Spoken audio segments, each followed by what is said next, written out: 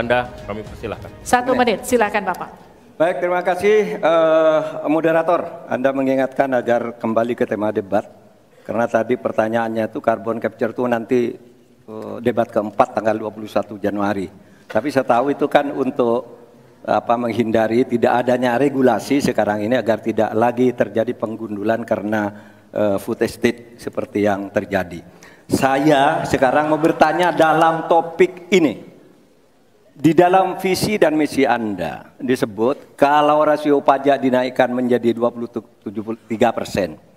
Dalam simulasi kami, angka itu hampir tidak masuk akal. Karena pertumbuhan ekonomi bisa 10. Padahal selama ini pertumbuhan ekonomi 5-6 gitu. Itu kalau Anda bisa menaikkan rasio pajak sampai segitu bisa 10%. Lalu bagaimana Anda mau menaikkan pajak? Orang mau insentif pajak aja orang tidak ngambil. Terima kasih. Assalamualaikum warahmatullahi wabarakatuh. Waalaikumsalam warahmatullahi wabarakatuh. Silakan Cawapres nomor urut 2 untuk menjawab, waktu Anda 2 menit. Prof. Mahfud, yang namanya menaikkan rasio pajak dan menaikkan pajak itu beda. Satu, gimana caranya menaikkan penerimaan pajak atau menaikkan rasio pajak? Saya tadi sudah bilang di segmen sebelumnya, kita akan membentuk badan penerimaan pajak dikomandoi langsung oleh Presiden, sehingga akan mempermudah koordinasi dengan kementerian-kementerian terkait. Itu. Jadi DJP dan Bea Cukai akan dilebur jadi satu, sehingga fokus dalam penerimaan negara saja, tidak akan mengurusi lagi masalah pengeluaran. Lalu sekali lagi digitalisasi penting. Saya melihat di Kementerian Keuangan juga sudah menyiapkan, tapi mungkin aplikasinya masih pada tahap testing and enrichment. Kita melihat sudah ada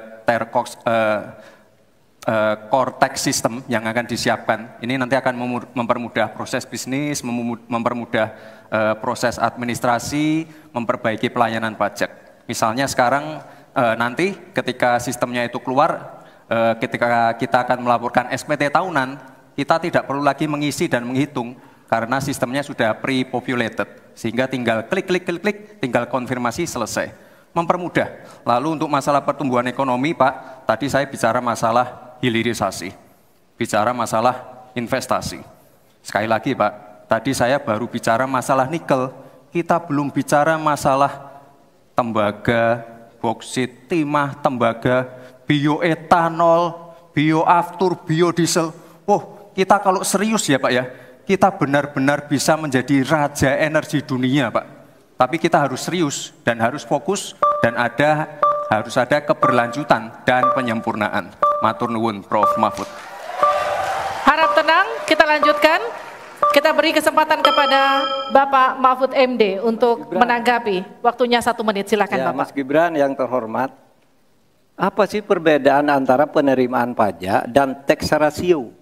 Anda bicara 23%, 23% dari apa ini? Kalau Anda bicara bahwa beda antara penerimaan pajak dan rasio atau tax ratio pajak. Kan kalau persen kaitannya dengan PDB, apa 23% dari APBN atau apa? Kalau 23% dari APBN itu salah. Karena sekarang aja sudah 82%, dengan tax ratio sekarang hanya 10,5, sumbangan terhadap APBN itu 20%.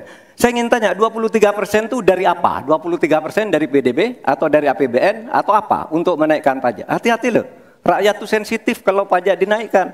Karena kita sudah berkali-kali nawarkan tax amnesty, juga tidak jelas hasilnya. Kemudian tax pajak itu, insentif pajak sudah ditawarkan oleh pemerintah, benar tidak Pak yang mau? Karena diperas-peras juga jadi alat nego di kantor pajak. Nah oleh sebab itu, ini harus jelas, 23% dari apa, selesai. Silakan. Harap tenang. Masih lanjut, Tenang, kita masih lanjut. Silakan. Pak, yang saya klarifikasi tadi adalah tax ratio dan menaikkan pajak, Pak. Itu beda. Kita ini tidak ingin berburu di dalam kebun binatang. Kita ingin memperluas kebun binatangnya. Kita tanami, binatangnya kita gemukkan. Artinya apa? Membuka dunia usaha baru. Sekarang NPWP, yang punya NPWP ini baru 30%. Artinya apa? Kita harus melakukan intensifikasi dan ekstensifikasi. Saya tahu pasti pada negatif thinking. Kita tidak akan memberatkan UMKM yang di bawah omsetnya 500 juta, pajaknya 0. Pengen modal 200 juta, pur, tanpa agunan. Nggak ada yang memberatkan, Mbak. Terima kasih. Baik. Baik. Harap tenang, kita lanjutkan.